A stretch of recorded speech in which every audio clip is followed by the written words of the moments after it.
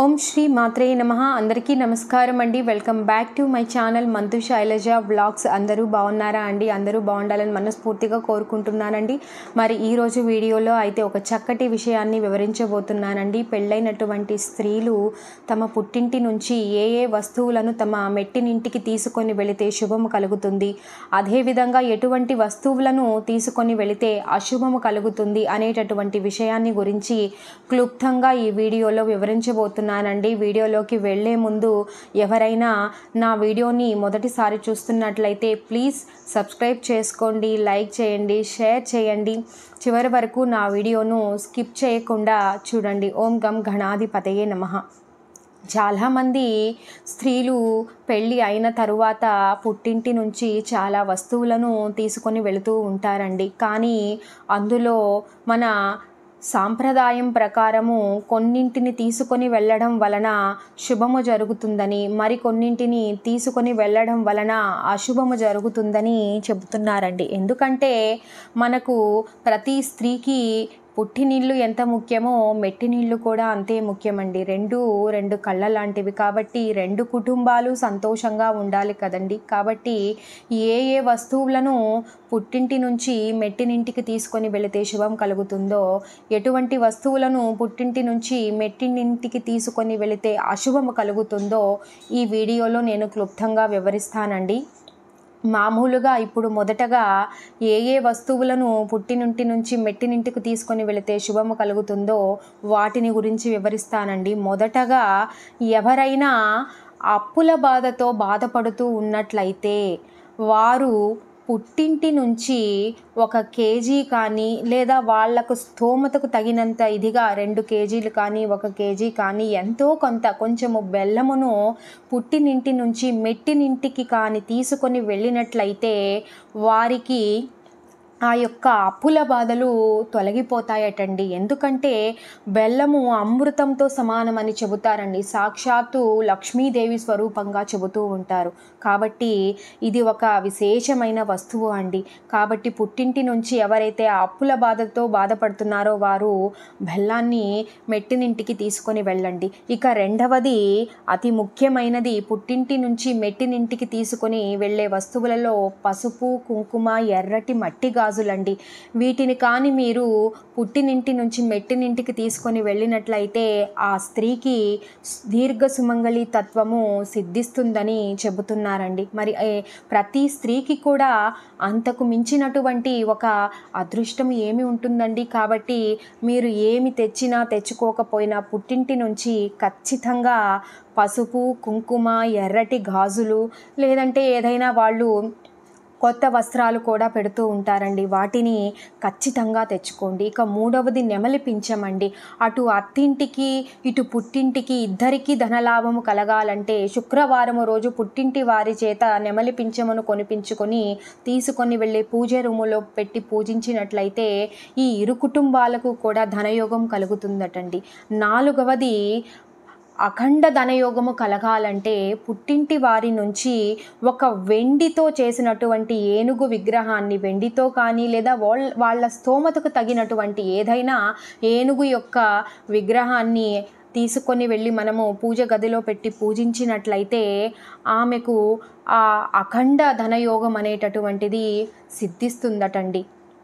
కాబట్టి ఎందుకంటే చెబుతుంటారు లక్ష్మీదేవి నివాసము ఏమిటంటే ఏనుగు యొక్క కుంభస్థలంగా చెబుతారండి. కాబట్టి ఇది కూడా ఒక చక్కటి వస్తువు అండి. ఇక మట్టి కుండండి. ఎవరైనా కూడా ఇల్లు కొనాలన్నా, లేదంటే స్థలము ఉండి ఇల్లు కట్టుకోలేకపోతున్నా, ఆలస్యం అవుతున్నా వాళ్ళు పుట్టినింటి నుంచి ఏదైనా మట్టి కుండను కానీ మట్టి పాత్రను కానీ తీసుకొని వచ్చి ఉత్తర దిక్కులో కానీ పెట్టి ఉన్నట్లయితే వారికి తొందరలోనే సొంత ఇంటి కల నెరవేరి ఆ సొంత ఇంటికి మార్గం అనేటటువంటిది ఏర్పడుతుందని చెబుతున్నారండి. కాబట్టి నేను ఇప్పుడు వివరించినటువంటి ఈ 5 వస్తువులను పుట్టినింటి నుంచి మెట్టినింటికి తీసుకొని వెళ్ళడం వలన శుభము చేకూరుతుందండి. మరి ఇప్పుడైతే పుట్టింటి నుంచి మెట్టినింటికి ఏ వస్తువులు తీసుకొని వెళితే అశుభము చేకూరుతుందో వాటి గురించి తెలుసుకుందామండి. అందులో మొట్టమొదటిది ఉప్పు అండి. ఉప్పు లక్ష్మీదేవి స్వరూపంగా, సాక్షాత్తు ఆ లక్ష్మీదేవి స్వరూపంగా చెబుతారండి. కాబట్టి ఎట్టి పరిస్థితుల్లోనూ మీరు పుట్టింటి నుంచి మెట్టినింటికి ఉప్పును మాత్రం తీసుకొని వెళ్ళొద్దండి. ఒకవేళ తల్లిదండ్రులు ప్రేమతో ఇచ్చినా కూడా మీరు నిర్మోహమాటంగా వద్దు అని చెప్పండి. ఎందుకంటే మీరు ఎప్పుడైతే ఉప్పును పుట్టింటి నుంచి మెట్టినింటికి తీసుకొని వెళతారో మీ పుట్టింటిలో లక్ష్మీదేవి కటాక్షము ఉండదటండి. కాబట్టి ఇక రెండవది, మామూలుగా కిరాణా సరుకులు పంపిస్తూ ఉంటారండి తల్లిదండ్రులు పెళ్ళైన తరువాత తమ కూతురికి. అందులో చింతపండు, నూనె ఆ రెండింటిని ఇవ్వకుండా చూసుకోవాలటండి. ఎందుకంటే వాటిని మనం తీసుకోకూడదట. ఎందుకంటే నూనెలో శనీశ్వరుడు ఉంటాడటండి.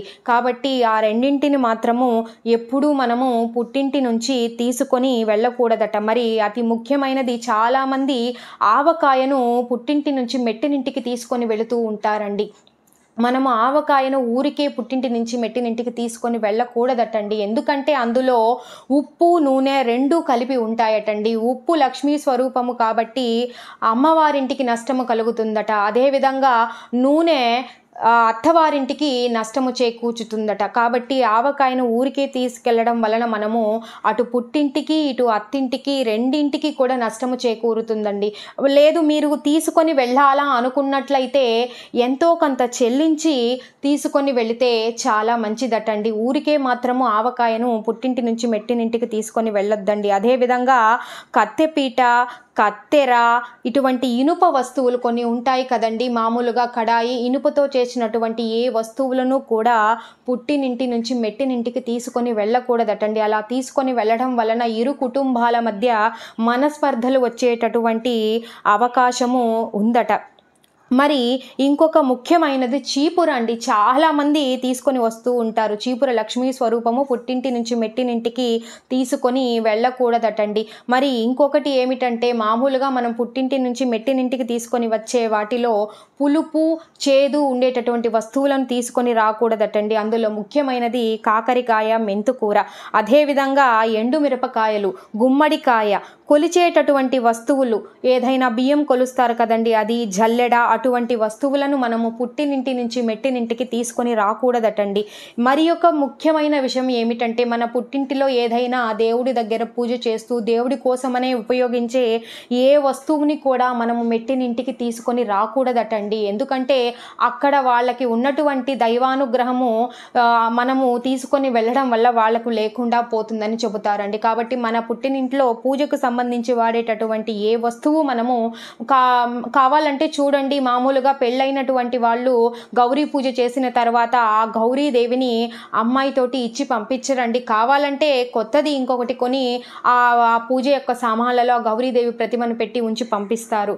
కాబట్టి ఇంకా నల్లటి వస్తువులు, నలుపు రంగులో ఉండేటటువంటి పదార్థాలు ఏవి కూడా మనము పుట్టింటి నుంచి మెట్టినింటికి తీసుకొని వెళ్ళకూడదటండి. అంతేకాకుండా ఈ గ్యాస్ పొయ్య, అగ్గిపెట్టి ఇలాంటివి కూడా మనము పుట్టినింటి నుంచి మెట్టినింటికి తీసుకొని వెళ్ళకూడదట. ముఖ్యంగా పాలు, పెరుగు కూడా పుట్టినింటి నుంచి మెట్టినింటికి తీసుకొని వెళ్ళకూడదట. ఎందుకంటే అనారోగ్య సమస్యలు తలెత్తుతాయట. కాబట్టి ఈ వస్తువులన్నింటినీ కూడా పుట్టినింటి నుంచి మెట్టినింటికి ఎట్టి పరిస్థితుల్లోనూ తీసుకొని వెళ్ళకండి. కాబట్టి మనకు పుట్టినిల్లు ఎంత ముఖ్యమో మెట్టినిల్లు అంతే ముఖ్యము. కాబట్టి ఏ వస్తువులు మనము తీసుకెళ్తే శుభమో, ఏ వస్తువులు తీసుకెళ్తే అశుభమో ఇప్పుడు పూర్తిగా తెలుసుకున్నారు. కాబట్టి ఆ వస్తువులను మాత్రమే పుట్టింటి నుంచి తీసుకెళ్ళండి. సాధారణంగా తల్లిదండ్రులు చాలామంది ఇవి పట్టించుకోరండి. ఎందుకంటే బిడ్డ పైన ఉన్నటువంటి ప్రేమ అలాంటిది వాళ్ళకి. కాబట్టి వాళ్ళు ఎలా ఉన్నా పర్వాలేదు, అక్కడ నా బిడ్డ సంతోషంగా ఉంటే చాలు అని చెప్పేసి తమ బిడ్డకి ఇస్తూ ఉంటారండి. ఎందుకంటే పుట్టినిల్లు లక్షణంగా ఉంటేనే కదండి ఆ బిడ్డకి ఇంకెప్పుడైనా ఆపద వచ్చినా పుట్టింటికి వచ్చి అడగడానికి. కాబట్టి అటు పుట్టినిల్లు చల్లగుండాలి, ఇటు మెట్టినిల్లు చల్లగుండాలండి. కాబట్టి నేను వివరించినటువంటి ఈ వస్తువులను ఎప్పుడూ కూడా పుట్టింటి నుంచి తీసుకొని మెట్టినింటికి వెళ్ళకండి. కాబట్టి ఈ వీడియో మీకు తప్పకుండా యూజ్ అవుతుందని నేను అనుకుంటున్నాను. మరి ఒక వీడియోలో నేను కలుసుకుంటాను. అంతవరకు సెలవు. ఓం నమో వెంకటేశాయ.